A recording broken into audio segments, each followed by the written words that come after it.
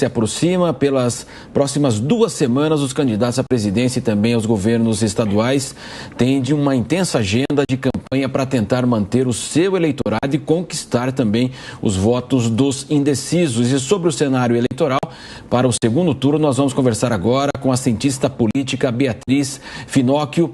Muito bom dia, Beatriz. Bom dia a todos, bom domingo. Para você também, para todos. Beatriz, como é que você avalia, então, esse segundo turno? A gente sabe que alguns estados já definiram suas eleições no primeiro turno, já são conhecidos então, os governadores, e outros estados importantes, né? Com colégios eleitorais também grandes, vão decidir, então, presidência e também o governo. Haverá uma mobilização maior para o segundo turno, ou o fato de não haver mais a disputa em alguns estados pode desmobilizar as eleições? A gente sabe que é um cenário tão polarizado que dificilmente aí poderia haver uma mudança brusca no segundo turno, né? Claro que a gente precisa observar, os dois candidatos precisam atacar aqueles eleitores que não se posicionaram com relação ao primeiro turno. A gente observa que tem uma tendência do eleitor achar que quem votou na Simone Tebet, por exemplo, que foi talvez aí o apoio de maior relevância do ex-presidente Lula de conseguir esse apoio, a gente percebe que as pessoas acham que o eleitor da Simone Tebet necessariamente vai para o Lula. Isso não é uma verdade, até porque durante a campanha eleitoral dela, muitas vezes ela atacou o fato dele sequer ter plano de governo. E isso é um fato que ela confirmou após a reunião dele, após declarar o apoio, e não necessariamente esse indeciso vá para ele. O que a gente precisa perceber nesse segundo turno é os apoios dos governadores de estado, principalmente do Barbalho com relação ao ex-presidente, para entender para onde vai esse eleitor. E existem figuras que não têm mais tanta relevância hoje no cenário eleitoral, como, por exemplo, Fernando Henrique Cardoso, apenas uma questão histórica que, apesar de demonstrar o apoio ao ex-presidente Lula, que era um grande adversário dele, historicamente falando, e do PT, também não vejo como tanta relevância. Eu acredito que é o eleitor da Simone Tebet hoje que traz essa relevância para o ex-presidente Lula. Paula?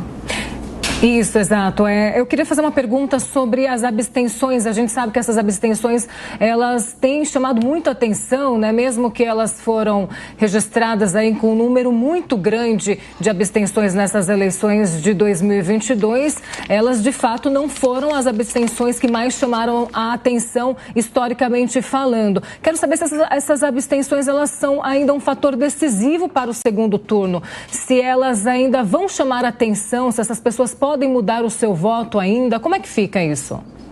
Então, as abstenções eu vejo como uma tática mais para o presidente Jair Bolsonaro. Isso porque quem se absteve teve vários motivos, foram milhões de pessoas que se abstiveram, então é claro que existem diversos motivos para isso.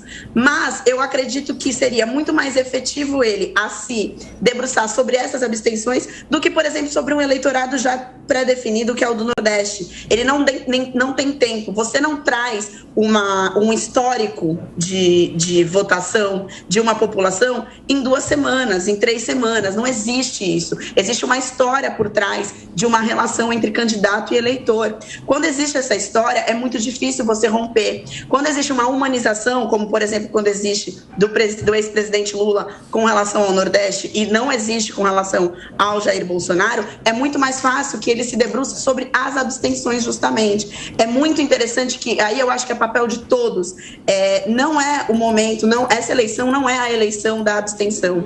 Essa eleição é a eleição do posicionamento. Não adianta a gente olhar para o cenário político atual, tentando entender por que a polarização, não queria o nem. Não é esse o momento.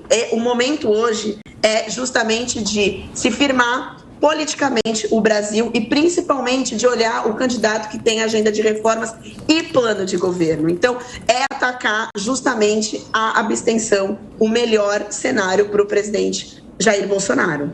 Estamos conversando com a cientista política Beatriz Finocchio. Marcelo Rocha Monteiro, agora o seu questionamento. Marcelo.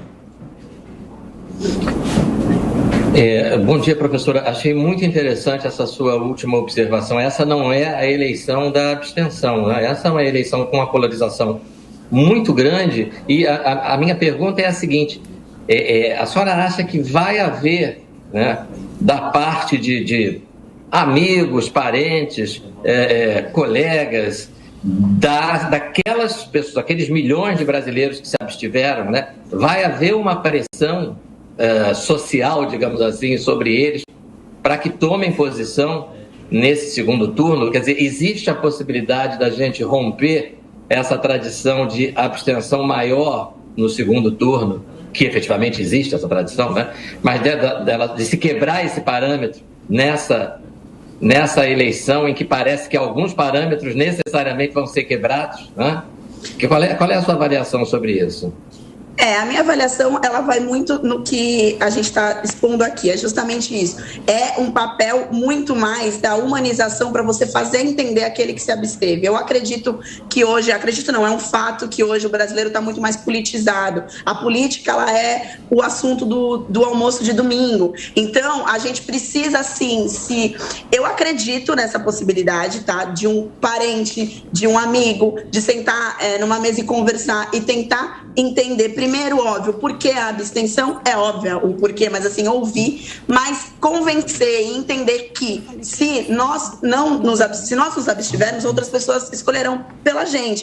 E o cenário que está se colocando pela abstenção, o tamanho da abstenção, ainda que seja talvez maior em segundo turno, é algo que define a eleição. Então, se é algo que define a eleição, não dá para a gente simplesmente chegar e falar, não vou votar. Até porque é um candidato com plano de governo versus um candidato sem plano de governo. Então, eu acredito muito nesse convencimento através deste argumento de que não dá para você se abster se a gente corre o risco de ter um candidato na presidência que não apresentou seu plano e que falou claramente que só vai apresentar quando estiver lá. Ou seja, é um perigo. A gente não sabe em quem a gente está votando. Então, trazer essa conscientização ao eleitor que se absteve, eu acredito que seja também uma forma, não só dos candidatos, é claro, né, com as suas campanhas e com as suas estratégias de campanha, mas também de nós, eleitores, para com quem se absteve. Beatriz, a gente sabe que há um desencanto, né, em geral com a política, e até os políticos deram muito motivo para isso ao longo dos últimos anos, décadas, enfim. Mas como é que você avalia essa questão? Muita gente fala assim, não vou votar, não gosto de Ciclano, Beltrano, não concordo. Até que ponto isso é um posicionamento, ou isso é inócuo, porque todos esses votos vão ser separados, e quem venceu, ele acabou votando no vencedor, depois não adianta reclamar também. Queria que a senhora falasse também das pessoas que deliberadamente vão lá e anulam seus votos, não votam em branco, não vão votar. Isto é, de fato, algum posicionamento ou na prática? Se for essa a intenção da pessoa, na prática isso não quer dizer nada, porque não muda a eleição. Se houvesse, por exemplo, um volume de votos brancos, nulos, poderia haver uma outra eleição. Quer dizer, o efeito prático é zero. Exatamente. Nessa eleição eu brinco que tem o anti-PT, o anti-Bolsonaro e o anti-posicionamento.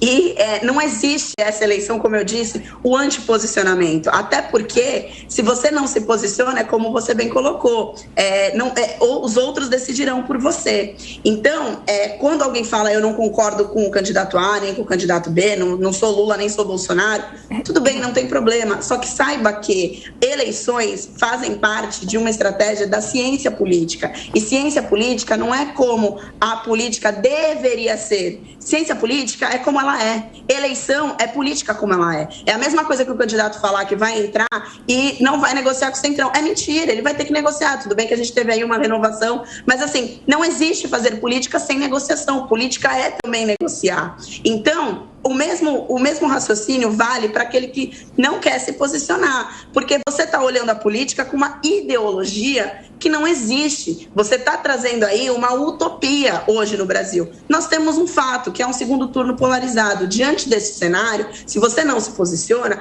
você está tentando trazer uma ideologia que não é pragmática, obviamente, e muito menos vai trazer algum tipo de resultado positivo para o país em que a própria pessoa vive. É isso que, para mim, não tem muito discernimento. Nós sabemos que os eleitores não são racionais. Os eleitores, eles votam naquele candidato que eles trazem uma identificação humanizada. Infelizmente, nós temos eleitores personalíssimos, que a gente fala, e regionalistas, muitas vezes, como é o caso de Minas Gerais. Porém, se você traz essa conscientização política de que política tem que ser vista como ela é e não como ela deveria ser, se o brasileiro, o eleitor, tivesse essa noção e esse discernimento, ele entenderia que ele não dá para ele se abster. Não é o momento de você trazer ideologia. Ideologia é através da educação política, é você entender em qual cenário você está. O brasileiro hoje acha que se identificar de direita ou de esquerda é algo que vai trazer algum tipo de benefício, sendo que não, você sequer consegue se posicionar nessas duas eleições,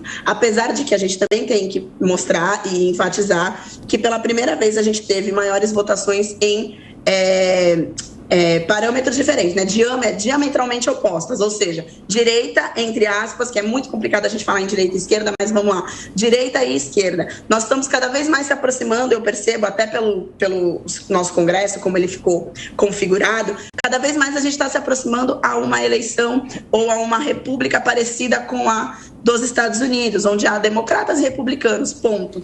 Isso é muito interessante, porque mostra um amadurecimento do eleitor. Porém, é muito necessário que o leitor entenda, de uma vez por todas, que política tem que ser vista como ela é e não como ela deveria ser. Só assim é que a gente vai conseguir que a abstenção seja menor. Professora, a gente acompanhou no primeiro turno filas gigantescas em relação às pessoas que foram votar, que foram às escolas eleitorais. Isso pode desanimar aquele eleitor que justificou o seu voto, aquele eleitor que já não estava com aquela vontade de votar no primeiro turno, viu aquelas filas gigantescas no primeiro, agora no segundo eles podem ficar mais desanimados em relação a isso? É um fator quase que impeditivo, né? Porque eu, por exemplo, na fila, na hora de votar, eu tinha até que aparecer aqui na Jovem Pan para fazer os comentários e eu não consegui, eu fiquei tensa porque eu achei que eu ia atrasar. Então é um fato isso. Mas nesse segundo turno, o eleitor precisa entender, claro que em alguns estados existe o segundo turno, então vai ter que ter 2 votos, né?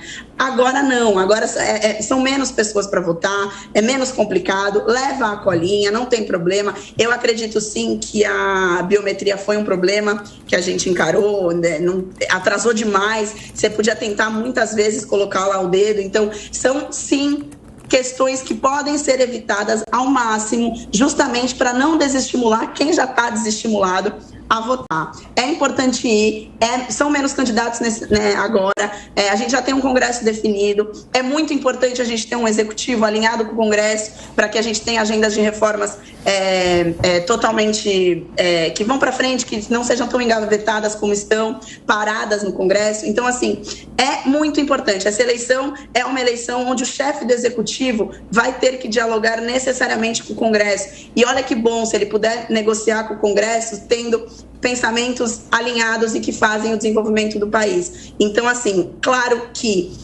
existe hoje essa questão da biometria, que dá uma atrasada, fez mais fila, mas agora no segundo turno a tendência é que tenha muito menos fila, justamente porque são menos candidatos, e a gente já teve também a experiência aí dessas filas no primeiro turno, e eu espero que isso traga aí uma lição para todos os mesários e principalmente para o TSE.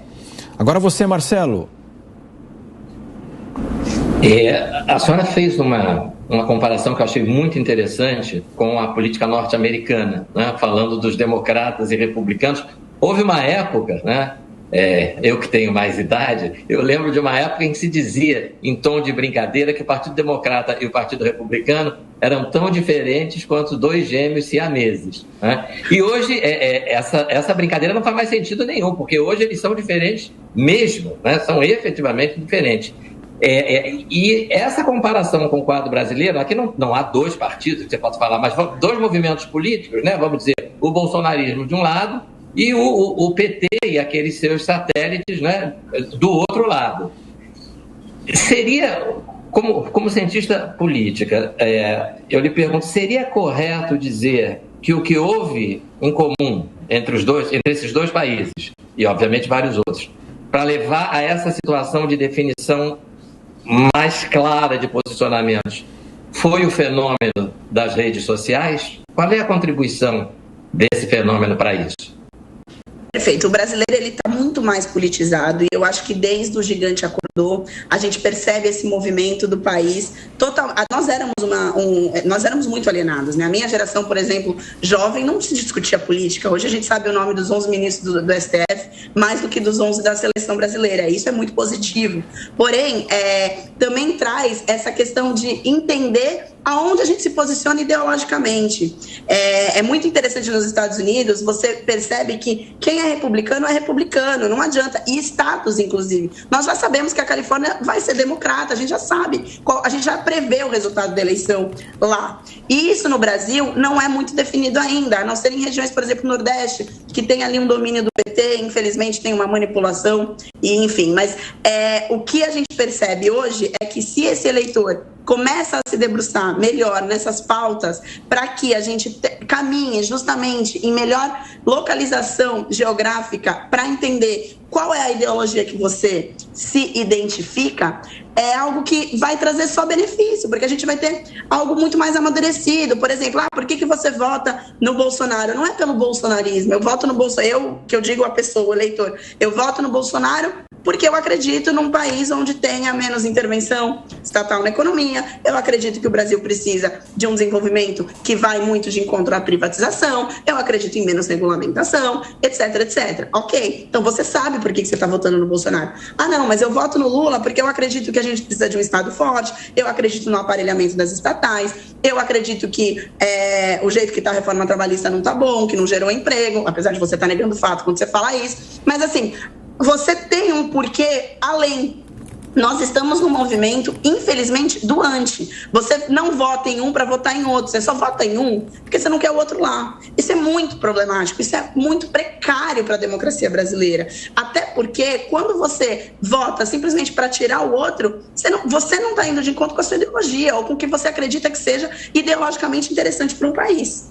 E aí é esse tipo de consideração que a gente precisa ter. Por exemplo, quando você olha direita e esquerda, é muito amplo, não dá para definir. Porque, por exemplo, eu vejo aí um movimento muito interessante nas redes sociais, que você fala que eu sou liberal, eu sou conservador, então eu sou de direita. Gente, existem diferenças tão intrínsecas entre um liberal e um conservador que quase não dá para colocá-los no mesmo polo. Você entendeu? Então, é muito complicado você conseguir trazer para o eleitor essa sabedoria. Agora, as redes sociais trouxeram com absoluta certeza, junto com os fenômenos do antes só pelos 20 centavos, o Gigante Acordou, etc., trouxeram maior politização. O acesso à informação está mais fácil. Entretanto, o acesso a fake news também e a distorção de fatos. O grande problema, e eu acho isso uma contrariedade muito grande que praticamente define o eleitor brasileiro, é que páginas à esquerda são páginas que têm milhares de